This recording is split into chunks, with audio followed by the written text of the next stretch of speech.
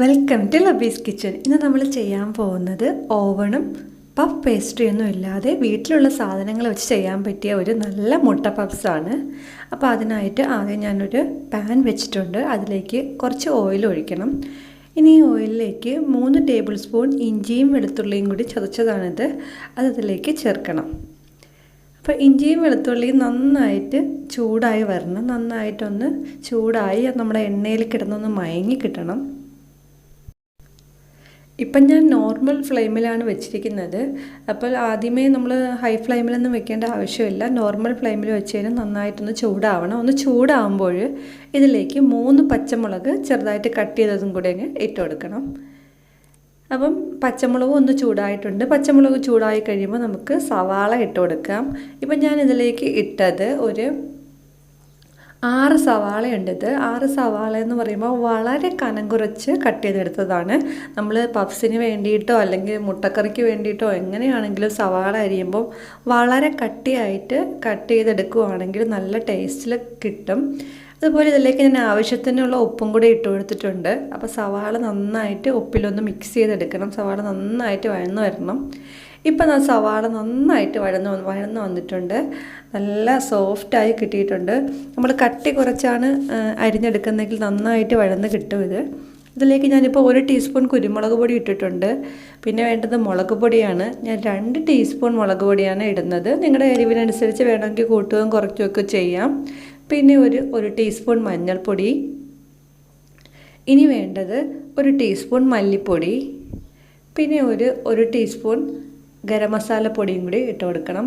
അപ്പം നമ്മുടെ ഇതിലേക്ക് വേണ്ടിയിട്ടുള്ള മസാലയ്ക്ക് വേണ്ടിയിട്ടുള്ള എല്ലാ കൂട്ടും ഞാനിപ്പം ഇട്ട് കൊടുത്തിട്ടുണ്ട്. ഇനി മസാല നന്നായിട്ട് ഇളക്കി പിടിപ്പിക്കണം. നമ്മുടെ സവാളയിൽ നന്നായിട്ട് മസാല പിടിക്കുന്നവരെ നന്നായിട്ടൊന്ന് ഇളക്കി കൊടുക്കണം. അപ്പോൾ മസാലയൊക്കെ ചൂടാവുന്നവരെ നന്നായിട്ട് മിക്സ് ചെയ്ത് പിടിപ്പിക്കണം. അതിന് ശേഷം ഇതിലേക്ക് 1 ടീസ്പൂൺ പഞ്ചസാരയും കൂടി ഇടണം. നമുക്കറിയാം നമ്മൾ മുട്ട പപ്സ് കഴിക്കുമ്പോൾ ഒരു ചെറിയൊരു നല്ല മധുരം ഉണ്ടാവും പപ്സിനകത്ത്. അപ്പോൾ അത് കിട്ടാൻ വേണ്ടിയിട്ട് ഒരു ടേസ്റ്റിന് വേണ്ടിയിട്ടാണ് 1 ടീസ്പൂൺ പഞ്ചസാര ചേർക്കുന്നത്. കൂടുതലൊന്നും ചേർക്കേണ്ട ആവശ്യമില്ല. ഒരു 6 സവാളയ്ക്ക് 1 ടീസ്പൂൺ. പിന്നെ ഒരു 2 ടേബിൾ സ്പൂൺ വെള്ളം കൂടി ഞാൻ ഒഴിച്ചിട്ടുണ്ട്. അതും വെള്ളവും കൂടി പോകരുത്. ജസ്റ്റ് ഒന്ന് കുഴഞ്ഞ് കിട്ടാൻ വേണ്ടിയിട്ട് മാത്രമാണ് 2 ടേബിൾ സ്പൂൺ വെള്ളം ചേർത്തത്. ഒന്നും കൂടി ഒന്ന് ഇളക്കി കഴിയുമ്പോൾ 2 ടേബിൾ സ്പൂൺ വെള്ളം അങ്ങ് വറ്റിയിട്ട് ഇതുപോലെ കിട്ടും. നല്ല മസാല റെഡി ആയിട്ടുണ്ട്. കാണുമ്പോൾ തന്നെ അറിയാം നന്നായിട്ട് വഴന്ന് വന്ന മസാലയാണ്. അപ്പോൾ ഉള്ളി നന്നായിട്ട് വഴറ്റിയെടുത്താൽ ഇതുപോലെ കിട്ടും. ഇനി നമുക്ക് വേണ്ടത് മുട്ടയാണ്. അപ്പോൾ ഞാനിപ്പോൾ ഉണ്ടാക്കുന്നത് 6 മുട്ട പപ്സാണ്. 6 മുട്ട പപ്സിന് 3 മുട്ടയാണ് വേണ്ടിയത്. മുട്ട നന്നായിട്ട് കുക്കറിൽ പുഴുങ്ങിയെടുത്തതാണിത്. അതിൻ്റെ തൊലിയൊക്കെ മാറ്റി വെച്ചിരിക്കുകയാണ്. അപ്പോൾ അതവിടെ ഇരിക്കട്ടെ. അപ്പോൾ നമുക്കിനി ആ പേസ്ട്രിക്ക് വേണ്ടിയിട്ടുള്ള മാവ് കുഴയ്ക്കണം. അതിനായിട്ട് ഞാനിപ്പോൾ 1.5 കപ്പ് മൈദപ്പൊടിയാണ് എടുത്തിരിക്കുന്നത്. ഇപ്പം 6 മുട്ട പപ്സ് ഉണ്ടാക്കാൻ 1.5 കപ്പ് മൈദപ്പൊടി വേണ്ടി വരും. ഇതിലേക്ക് ഒരു 2 ടേബിൾ സ്പൂൺ നെയ്യ് ഒന്ന് ഉരുക്കിയതും കൂടെ ഒഴിച്ചു കൊടുക്കുകയാണ്. നെയ്ക്ക് പകരം ബട്ടർ ഒഴിച്ചു കൊടുക്കാൻ വേണമെങ്കിൽ ഞാനിപ്പോൾ നെയ്യാണ് ഒഴിച്ചത്. പിന്നെ ആവശ്യത്തിനുള്ള ഉപ്പും കൂടെ ഇട്ട് കൊടുക്കണം. ഇനി ഇതിലേക്ക് പഞ്ചസാര ചേർക്കണം. ഞാനിപ്പോൾ ചേർത്തത് 1 ടേബിൾ സ്പൂൺ പഞ്ചസാരയാണ്. ആ പേസ്ട്രിക്ക് ഒരു മധുരം ഉണ്ടാകും, അതിനാണ് പഞ്ചസാര ചേർത്തത്. ഇതിലേക്ക് ആവശ്യത്തിനുള്ള വെള്ളവും കൂടെ ചേർത്തിട്ട് നമ്മൾ ചപ്പാത്തിക്കൊക്കെ മാവ് കുഴയ്ക്കുന്ന പോലെ നന്നായിട്ട് ഇത് കുഴച്ചെടുക്കണം.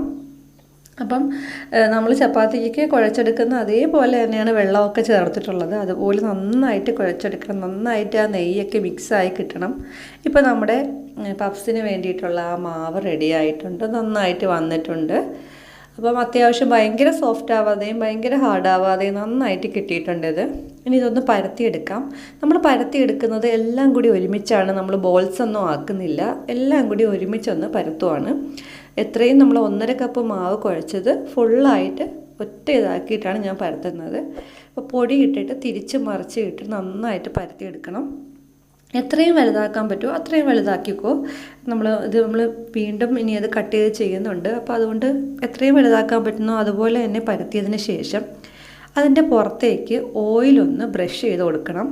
ഓയിൽ ബ്രഷ് ചെയ്യുമ്പോൾ ഒരിക്കലും ബ്രഷ് ചെയ്യരുത്. ജസ്റ്റ് അതിൻ്റെ പുറത്തൊന്ന് തട്ടാൻ വേണ്ടി മാത്രം ഉള്ള ഓയിൽ ബ്രഷ് ചെയ്ത് കൊടുത്താൽ മതി. ഓയിലിന് പകരം വേണമെങ്കിൽ നെയ്യോ ബട്ടറോ എന്ത് വേണമെങ്കിലും ബ്രഷ് ചെയ്ത് കൊടുക്കാം. ഞാനിപ്പം സൺഫ്ലവർ ഓയിലാണ് ബ്രഷ് ചെയ്തെടുത്തത്. ഇനി ഇതുപോലെ ഇത് മടക്കി കൊടുക്കണം. നമ്മൾ ഈ തുണിയൊക്കെ മടക്കുമല്ലോ, അതുപോലെ ഇതൊന്ന് മടക്കി കൊടുക്കണം. മടക്കി കൊടുക്കുന്നതിൻ്റെ ഇടയിലും വേണമെങ്കിൽ ഓയിലോ അല്ലെങ്കിൽ ബട്ടറോ നമുക്ക് ബ്രഷ് ചെയ്ത് കൊടുക്കാം. ഒരുപാട് ഒരിക്കലും ബ്രഷ് ചെയ്യരുത്. അതാ ഇതിങ്ങനെ ഞാനൊരു 6 മടക്കി എടുത്തിട്ടുണ്ട്. മടക്കിയെടുക്കുമ്പോൾ ഇതാ ഇങ്ങനെ കിട്ടും നല്ല കട്ടിക്ക്. ഇനി ഇതൊന്ന് പരത്തി കൊടുക്കണം. നമ്മൾ സാധാരണ പപ്സൊക്കെ മേടിക്കുമ്പോൾ അതിങ്ങനെ ലെയറുകളായിട്ട് ഇങ്ങനെ പൊള്ളി ഇളകി വരും. അപ്പോൾ അങ്ങനെ കിട്ടാൻ വേണ്ടിയിട്ടാണ് ഞാനിങ്ങനെ മടക്കുകയൊക്കെ ചെയ്യുന്നത്.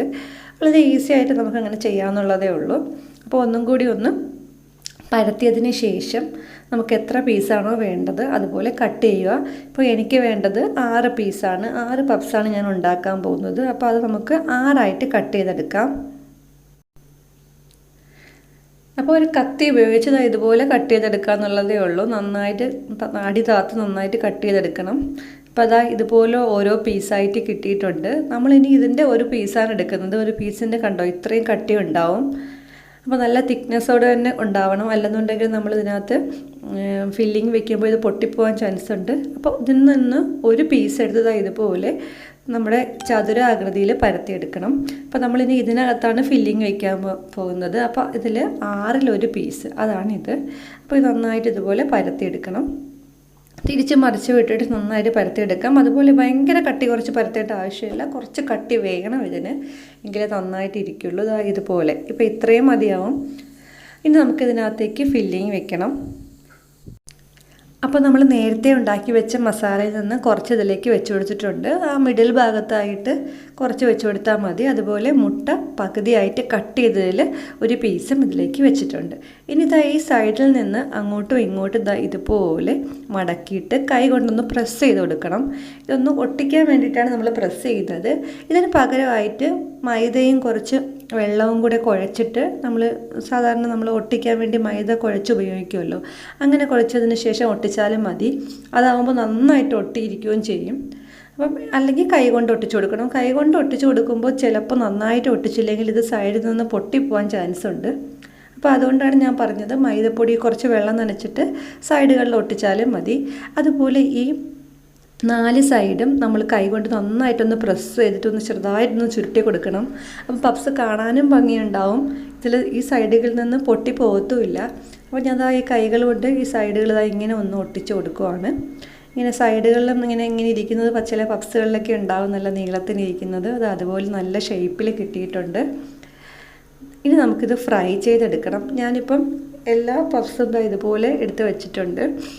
അപ്പോൾ എല്ലാത്തിൻ്റെയും ഈ 4 സൈഡും ഇങ്ങനെ ഒരു വാല് പോലെ ഇരിപ്പുണ്ട്. അപ്പോൾ സാധാരണ നമ്മൾ പപ്സ് ബേക്ക് ചെയ്യുവാണെങ്കിൽ അതിൻ്റെ പുറത്ത് എഗ് വാഷ് ഇതുപോലെ ബ്രഷ് ചെയ്ത് കൊടുക്കാറുണ്ട്. ഇപ്പം നമ്മൾ ഇത് ഫ്രൈ ചെയ്താണ് എടുക്കുന്നത്, ഓവണൊന്നും ഇല്ലാത്തതുകൊണ്ട്. അപ്പം അതിൻ്റെ പുറത്തേക്ക് ഓയിലാണ് ബ്രഷ് ചെയ്ത് കൊടുക്കാനുള്ളത്. ഒന്നുകിൽ ഓയിൽ ബ്രഷ് ചെയ്ത് കൊടുക്കണം, അല്ലെങ്കിൽ ബട്ടർ ബ്രഷ് ചെയ്ത് കൊടുക്കണം. ഞാനിപ്പോൾ സൺഫ്ലവർ ഓയിലാണ് ഇതിലേക്ക് ബ്രഷ് ചെയ്ത് കൊടുക്കുന്നത്. ഒരു സൈഡ് മാത്രമേ ബ്രഷ് ചെയ്ത് കൊടുക്കേണ്ട ആവശ്യമുള്ളൂ. നമ്മളിങ്ങനെ എണ്ണയിലേക്ക് വെക്കുന്നത് ഈ സൈഡ് മുകളിലായിട്ടാണ്. അതുകൊണ്ടാണ് ഒരു സൈഡ് മാത്രം ഡ്രൈ ആയി പോവാതിരിക്കാൻ വേണ്ടിയിട്ട് ബ്രഷ് ചെയ്തത്. അപ്പോൾ നമുക്കിത് ഫ്രൈ ചെയ്തെടുക്കാം. ഫ്രൈ ചെയ്യാൻ വേണ്ടിയിട്ട് ഒരുപാട് ഓയിൽ ഒഴിച്ച് ഫ്രൈ ചെയ്യേണ്ട ആവശ്യമില്ല.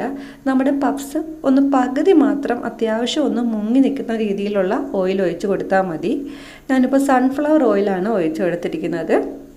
അപ്പം ഒരുപാട് ഓയിൽ ഒഴിക്കാത്തത് കൊണ്ട് തന്നെ ഓയിൽ ചൂടായി കഴിഞ്ഞാൽ പിന്നെ ലോ ഫ്ലെയിമിൽ വേണം വെക്കാൻ വേണ്ടിയിട്ട്. അപ്പോൾ പപ്സ് ഓരോന്നായിട്ട് പതിയെ ഇതിലേക്ക് ഇറക്കി വെച്ച് കൊടുക്കണം. ഇതിപ്പം എനിക്ക് ഒരു സമയത്ത് 3 പപ്സ് മാത്രമേ ഫ്രൈ ചെയ്തെടുക്കാൻ പറ്റുള്ളൂ. നമ്മൾ ചെറിയ ഓയിലാണ് ഇത് ചെയ്തെടുക്കുന്നത്. അതുകൊണ്ട് തന്നെ ലോ ഫ്ലെയിമിൽ വെക്കാൻ ശ്രദ്ധിക്കണം. അല്ലെന്നുണ്ടെങ്കിൽ കരിഞ്ഞു പോകും. അതുപോലെ തന്നെ ഈ പേസ്ട്രി ഒന്നും കുക്കായി കിട്ടത്തില്ല. പിന്നെ ഇതുപോലെ ഈ ചൂടായ ഓയിൽ ഇതിൻ്റെ പുറത്തേക്ക് ഇങ്ങനെ ഒഴിച്ച് കൊടുക്കണം. അല്ലെന്നുണ്ടെങ്കിൽ പെട്ടെന്ന് മുകൾ ഭാഗം ഡ്രൈ ആയി പോവും. നമ്മൾ അടിഭാഗം മാത്രമല്ലേ ഓയിലിൽ മുങ്ങി നിൽക്കുന്നുള്ളൂ. അതുകൊണ്ട് ഇടയ്ക്കിടയ്ക്ക് ഇങ്ങനെ ഓയിൽ കോരി മുകളിലേക്ക് ഇങ്ങനെ ഒഴിച്ചു കൊടുക്കണം. ഇപ്പം അടിഭാഗം ഏകദേശം നന്നായിട്ട് കുക്കായിട്ടുണ്ട്. അത് കഴിഞ്ഞാൽ നമുക്കിനി ഇത് തിരിച്ചിട്ട് കൊടുക്കാം.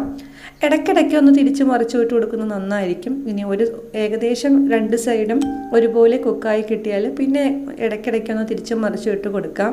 അങ്ങനെയാകുമ്പോൾ എല്ലാ സൈഡും ഒരുപോലെ കുക്കായി കിട്ടും. ഒരിക്കലും ഇത് ഫ്രൈ ചെയ്യുന്ന സമയത്ത് പെട്ടെന്നാകാൻ വേണ്ടിയിട്ട് ഫ്ലെയിം കൂട്ടി വയ്ക്കരുത്. അങ്ങനെ കൂട്ടി വയ്ക്കുമ്പോഴാണ് കരിഞ്ഞൊക്കെ പോകുന്നത്.